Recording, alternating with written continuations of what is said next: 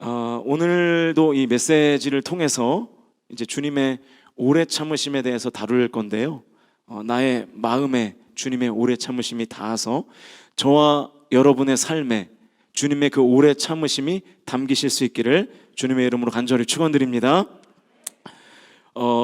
사실은 예수님의 마지막 그 일주일의 셋째 날에는 오늘 본문에 포도원 농부 비유 외에도 많은 사건들이 있었습니다. 그런데 이 셋째 날에 있었던 많은 이야기 중에 굳이 이 포도원 농부의 비유를 선택한 이유가 있어요. 그게 뭐냐면 이 포도원 농부의 비유가 성경 전체 스토리의 축약판인 것이기 때문에 그렇습니다.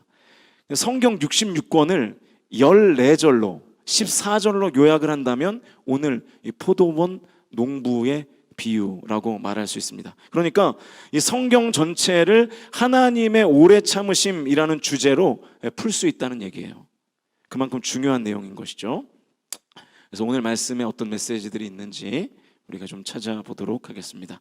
우리 본문 33절 말씀을 같이 읽겠습니다. 33절 시작. 다른 한 비유를 들으라. 한 집 주인이 포도원을 만들어 산 울타리로 두르고 거기에 집자는 틀을 만들고 망대를 짓고 농부들에게 새로 주고 타국에 갔더니. 여러분, 이 비유의 주체를 먼저 설명을 드리면 제가 화면을 준비했는데요. 포도원 주인은 하나님이세요. 그리고 포도원은 누구죠? 이스라엘 백성들이죠. 포도원을 관리하는 농부는 당시의 종교 지도자들이었습니다. 그리고 주인의 명을 받은 종은 구약의 선지자들이에요. 33절에 의하면 이 포도원 주인은 굉장히 선한 사람이었습니다. 포도원을 만들었고 울타리를 쳐줬고 집자는 틀을 만들고 또 망대까지 지어줬습니다.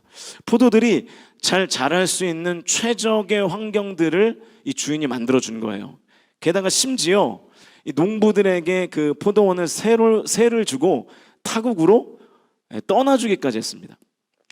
그러니까 여러분, 이 포도원 농부에게 있어서는 최적의 환경 아니겠습니까? 설비도 포도 농사를 잘 지을 수 있는 설비도 완벽하게 갖추어져 있고요. 또 주인이 없어요. 감시하는 사람이 없어요. 마음 편하게 일할 수 있는 것이죠. 여러분, 이렇게 저도 이렇게 담임 목사가 돼 보니까 이제 그런 걸 좀 느껴요. 그게 뭐냐면 그 상급자가 있으면 이렇게 불편한가 봐요. 네. 저는 상급자가 아닌데 저를 왜 불편해하시죠? 우리 성도님들이 되게 불편해하시는 것 같아요. 마주 앉아서 같이 밥 먹기를 굉장히 불편해 하시더라고요. 제 몸에서 뭐 안 좋은 냄새가 나는 것도 아닌데 이렇게 저랑 마주 앉기를 좀 피하시는 것 같아요. 교육자들이 한 성도님의 가정에 이제 식사 초대를 받았습니다. 받아서 갔는데 그 뒤에 아마 또 성도님들 한 팀이 이제 오시기로 약속이 되어 있던 모양이에요. 그래서 교육자들이 다 먹고 이제 제가 안 그래도 오신다는 얘기를 듣고 불편해하실까봐 우리 빨리 먹고 가자 이렇게 했는데 타이밍이 좀 안 맞았어요. 그래서 우리가 나가는 타이밍하고 이제 그 성도님들이 들어오는 타이밍이 이제 겹친 거예요. 근데 저를 보고 얼마나 놀라시든지 무슨 귀신을 보는 것처럼 놀라시더라고요. 한 집사님이세요. 오늘 안 오신 것 같아요. 어제는 오셨었는데 너무 놀라시는 거예요. 도망가시려고 그래요. 제가 너무 놀라셔서 얼른 저희들이 이제 도망 나왔거든요. 그러니까 이 담임 목사라는 직책이 뭐 성도님들에게 약간 이렇게 좀 불편하게 여겨지는 것이 아닌가, 괜히 어렵고 그렇게 생각이 되는 게 아닌가 이렇게 생각이 됩니다. 그래서 가끔 교육자들도요 저한테 그런 말은 안 하는데 이제 제가 이제 따로 외부에 뭐 이제 식사 약속이 있으면 약간 좋아하는 것 같더라고요. 네. 겉으로는 목사님 뭐 잘 다녀오시라고 이렇게 하는데 뭔가 약간 자유를 이렇게 누리는 듯한, 그죠? 벌써 이렇게 대답이 기계적이잖아요, 이게. 네. 근데 가만히 생각해 보니까 저도 그랬던 것 같아요. 저는 이제 제가 조치원교회에서 이제 모셨던 목사님이 최명동 목사님인데 제가 지구상에서 제일 존경하는 목사님이에요. 근데도 불편해요. 거의 뭐 일주일이면 5일을 같이 밥을 먹는데 화요일 빼고 뭐 주일 빼고 이제 주일도 심지어는 저희는 이제 따로 이제 목사님 가정하고 저희 가정하고 따로 주일 저녁에 이제 나가서 식사하고 막 그랬거든요. 그러니까 일주일에 거의 많으면 6일을 같이 식사를 했어요. 하루에 한 끼씩. 너무 편한데 너무 불편해요. 네, 그런 게 있더라고요. 아무튼 이 선한 주인이 농부들에게 최적의 환경을 만들어주고 떠났습니다. 마치 이 선한 주인은 이 태초에 하나님께서 이 세상을 아름답게 창조하시고 아담과 하와에게 맡기신 그 창세기의 장면을 연상케 하죠. 자, 그리고 이제 시간이 지나서 포도를 수확할 때가 됐던 것 같아요. 34절 말씀인데요. 우리 같이 읽어보시죠. 34절 시작.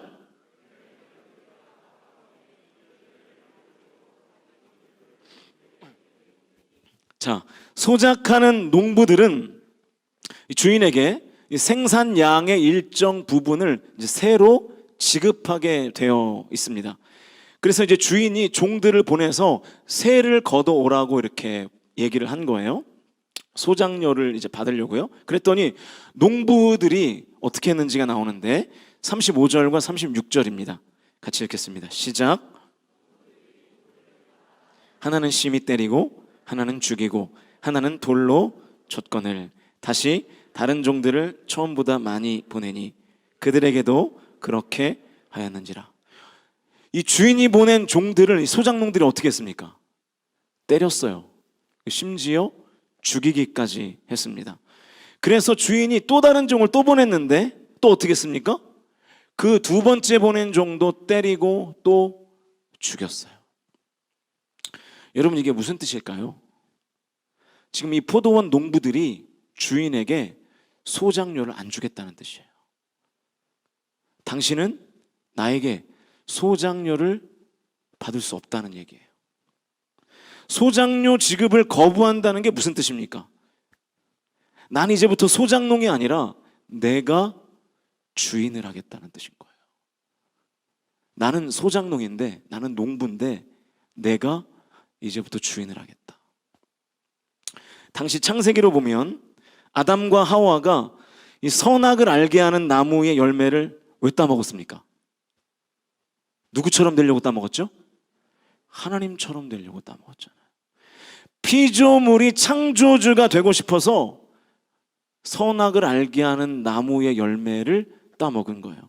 그러니까 오늘 본문에서 이 고용된 농부가 마치 사장 노릇하고 싶어하는 것처럼, 소작농이 주인 노릇하고 싶어하는 것처럼 아담과 하와가 하나님이 되고 싶어서 선악을 알게 하는 나무의 열매를 따먹었죠. 그래서 주인이 보낸 종을 이 소작농들이 2명이나 때려 죽인 것입니다. 제가 아까 주인이 보낸 종은 구약의 선지자들이라 그랬죠. 아담과 하와가 하나님처럼 되고 싶어서 이 선악을 알게 하는 나무의 열매를 먹은 후에 죄가 이 땅에 들어와요. 그런데 하나님이 정령 죽을 것이라고 말씀하셨음에도 불구하고 아담과 하와를 죽이셨습니까? 안 죽이셨습니까? 죽이지 않으셨죠. 그냥 에덴 동산에서 추방하셨어요. 하나님이 지금 참고 계시는 거예요. 죽어야 마땅한데 안 죽이시는 거예요. 그 죽음을 유보시키시는 거예요. 왜냐? 아담과 하와를 사랑하셨기 때문이죠. 그래서 하나님께서 이제 그 이후로부터 수많은 선지자들을 보내시면서 창조주는 나다. 내가 너희들의 주인이야. 너희들은 나의 피조물이야. 이 메시지를 이스라엘 백성들에게 계속 전한 거잖아요. 수많은 선지서들의 내용이 다 그런 내용이에요. 내가 너희들의 주인이다. 내가 너희들의 아버지다. 나는 창조주고 너희는 피조물이다. 이 메시지를 끊임없이 전하는 거잖아요. 그런데 이스라엘 백성들이 그 선지자들의 말을 다 무시했어요. 다 깡그리 무시했습니다. 조금 주님의 말씀을 듣는 것 같았으나 다시 내가 창조주가 되고 싶어서 혈안이 되어 있는 모습을 보이는 것이죠. 소작농들이 마치 주인이 보낸 종을 때려 죽인 것처럼 이스라엘 백성들이 선지자들의 말을 다 무시하는 거예요. 그렇게 여러분 구약이 끝나잖아요. 말라기까지. 피조물이 창조주 노릇을 해보려다가 남유다와 북이스라엘이 완전히 멸망하게 되었습니다. 여러분, 말라기가 그렇게 끝나고요, 마태복음이 시작되기까지를 신학적으로 표현하면 신구약 중간기라고 불러요. 신구약 중간기. 좀 이렇게 뭐 성경 이렇게 맥을 파악하는 그런 공부들을 해보신 분들은 아실 거예요. 신구약 중간기. 몇 년이었습니까? 430년이었어요. 430년. 430년 동안 하나님이 아무것도 하지 않으십니다. 하나님이 침묵하세요. 하나님이 어떠한 액션도 취하지 않으세요. 구약이 끝나고 신약이 시작되는 그 430년의 중간기 동안 하나님이 일하신 것이 전혀 기록이 없어요. 아무것도 없어요. 하나님이 이 기간 동안을 침묵하셨어요. 왜 침묵하셨을까요? 수많은 선지자를 보내도 도무지 말을 들어먹지 않는 이스라엘 백성들을 심판하셔야 맞잖아요. 그런데 침묵으로 일관하시는 거예요. 400년 동안 하나님이 또 참으시는 거예요. 또 참으시는 거예요. 오래 참으시는 거예요. 계속 참으시는 거예요. 오늘 본문의 포도원 주인도 여러분 참잖아요. 첫 번째 종을 보냈을 때도, 그 종을 때려 죽였을 때도 참았습니다. 여러분 같으면 참으실 수 있겠어요? 종업원이 내가 보낸 전령의 말을 무시하는 거예요. 때려 죽이는 거예요. 여러분이 주인이라면 참을 수 있으시겠어요? 하나님이 참으시는 거예요. 다시 보낸 종들을 또 때려 죽였을 때 포도원의 주인은 또 참습니다. 계속 참아요. 자, 그렇게 신약으로 넘어와서 400년간의 침묵을 깨시고 하나님이 누굴 보내십니까? 예수 그리스도를 보내시죠. 창조주의 아들을 보내시잖아요. 오늘 본문에 이어지는 내용도 똑같습니다. 37절부터 39절까지의 말씀을 같이 읽겠습니다. 37절에 39절 시작.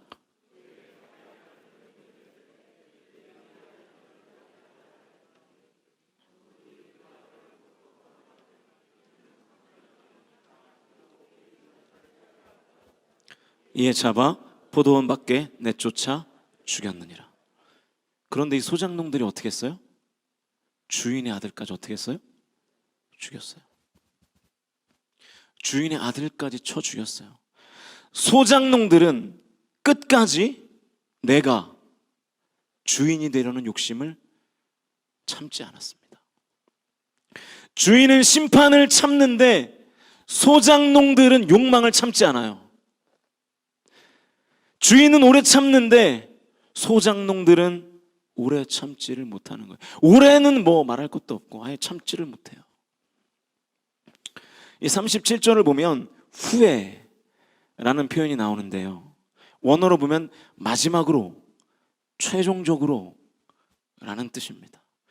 자기 아들을 보내는 것이 마지막이라는 뜻이에요. 더 이상은 참지 않으신다는 거예요. 더 이상의 기회는 없다는 거예요. 이 아들까지 너희들이 때려 죽이면 포도원 주인이 더 이상은 참지 않겠다. 그래서 결국 그 주인이 더 이상 참지 않습니다. 40절과 41절 말씀을 같이 읽겠습니다. 시작.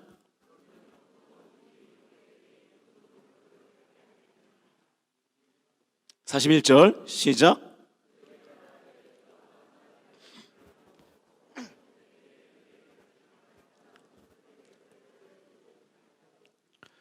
여러분, 주인이요 아들을 죽이는 것까지는 참지 않습니다. 그 악한 소작농들을 진멸하고 그 포도원 주인을 인정하며 소작농으로 일할 다른 농부들에게 그 완벽한 포도원, 모든 설비가 갖춰져 있는 그 포도원을 다른 소작농들에게 넘겨주시겠다는 거예요. 42절부터 46절까지의 내용은 이 소작농들이 지금 나와 논쟁하며 대치하고 있는 너희 종교 지도자들이라 이렇게 지금 지목하고 있는 그런 내용입니다. 그 오래 참음이 영원하지 않을 것이라는 거예요. 너희들은 하나님의 심판을 받게 될 것이라고 지금 예수님이 말씀하고 계신 것입니다. 당시의 종교 지도자들에게요. 여러분 기억하십시오. 하나님은 오래 참으십니다. 여러분이 수많은 죄를 지어도 하나님이 오래 참으세요. 죄 짓고 사시죠? 여러분 성도는 두 부류가 있습니다. 목사도 마찬가지예요. 들킨 죄인과 안 들킨 죄인. 그래서 10계명의 제 11계명이 뭡니까? 들키지 말라 이거잖아요. 그죠? 들키지 말라. 성도는 들킨 죄인이거나 들키지 않은 죄인이에요. 그러나 이게 하나님에게도 해당이 될까요? 아니죠. 사람에게만 들키지 않을 뿐이죠.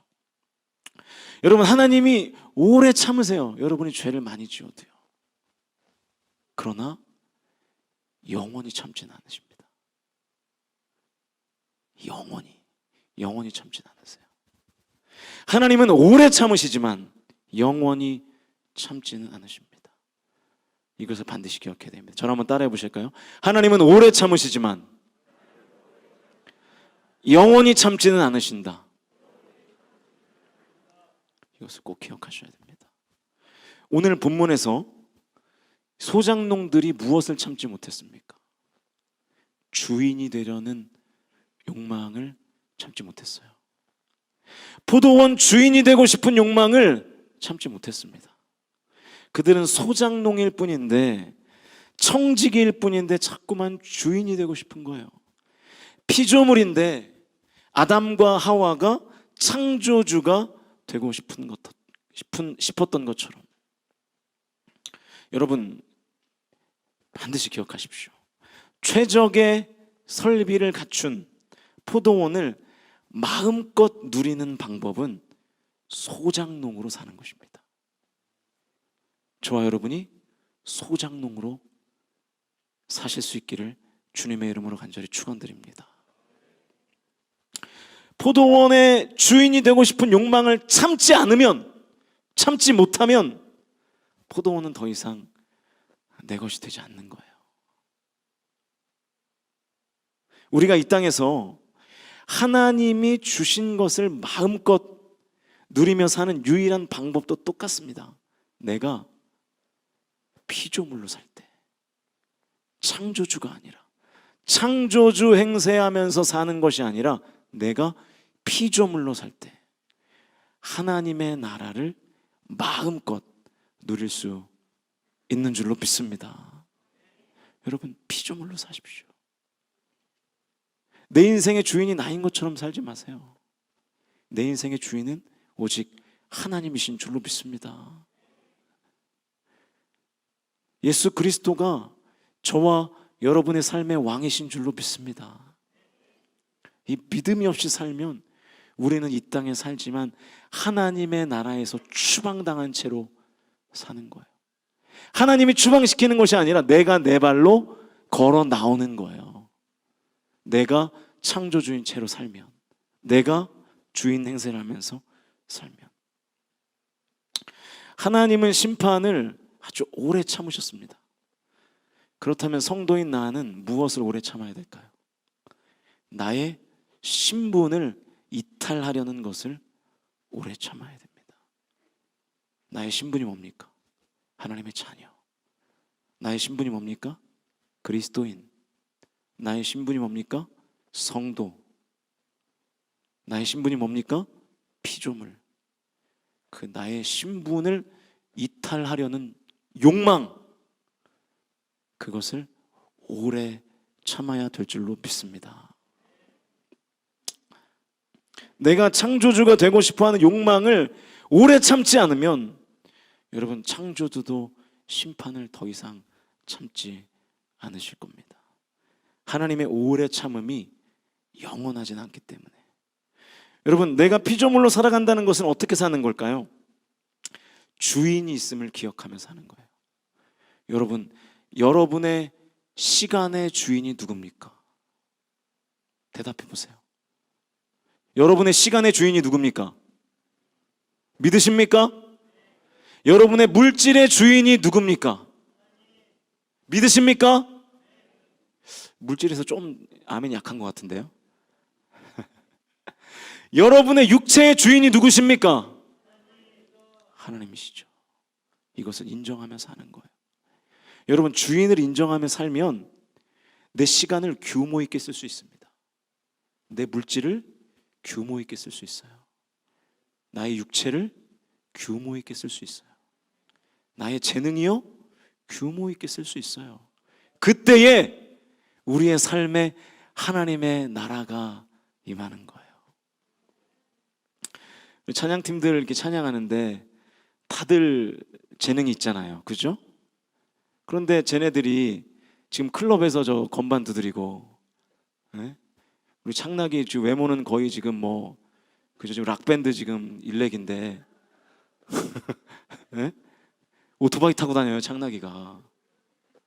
창락이 누군지 아시죠? 일렉 치는 청년인데요. 오토바이 타고 교회 오는 게 얼마나 고맙습니까, 여러분? 그렇지 않아요? 오토바이 타고 저기 주전 가서 혼자 막 일렉 치고 머리 헤드뱅잉하고 이럴 수도 있는데 그거 안 하고 교회 오잖아요. 네. 여러분의 재능에 주인이 있다는 것을 늘 기억하십시오.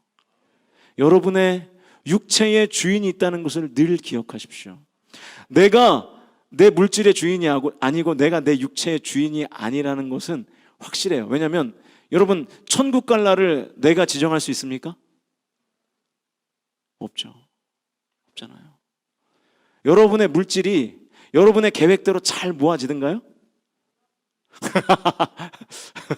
네. 뭔가 이 단전에서 나오는 분노가 있는 아니오네요. 아니요, 그냥 막 이렇게 하시는 것 같은데 아니죠. 안 모여요. 내 뜻대로 안 돼요.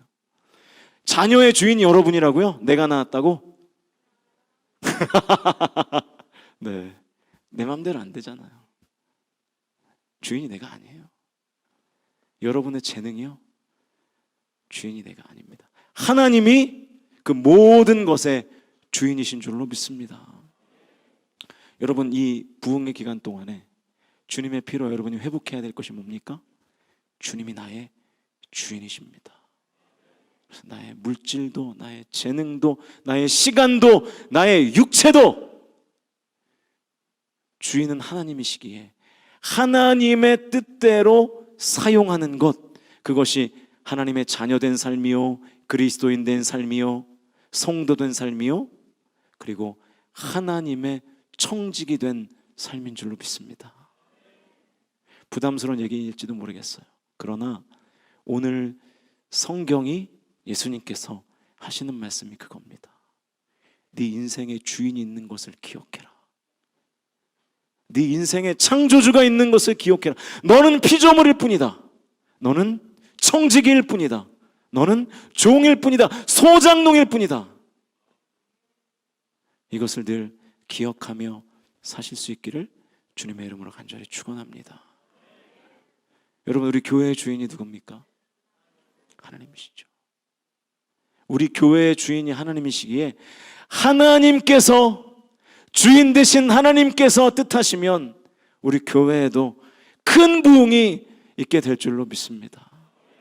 저의 재능이 아니고요, 여러분의 재능이 아니고, 그저 우리는 하나님의 뜻을 받들며 순종하며 나아갈 때 하나님께서 우리 교회를 하나님의 뜻하시는 교회, 하나님의 깃발이 꽂히는 교회, 하나님의 능력이 임하고 주님의 성령이 임하고 하나님의 은총이 임하고 하나님의 자비와 섭리가 임하는 교회가 될 줄로 믿습니다.